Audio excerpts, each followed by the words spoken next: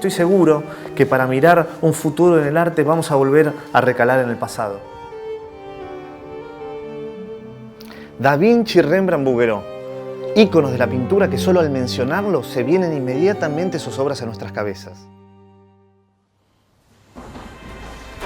Soy Ricardo Selma. Desde pequeño me obsesionó la historia del arte y su técnica. Para que el arte avance se debe mirar su historia.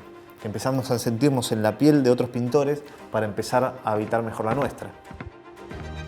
En este curso que desarrollamos junto a Creana, vamos a rendirle homenaje a estos genios.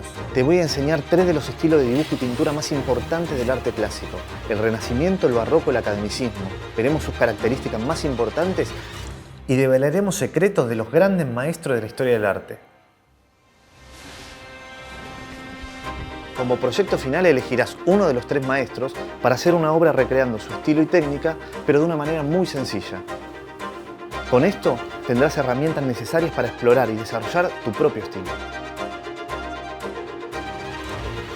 Unite ahora y pinta como los grandes maestros con Creana.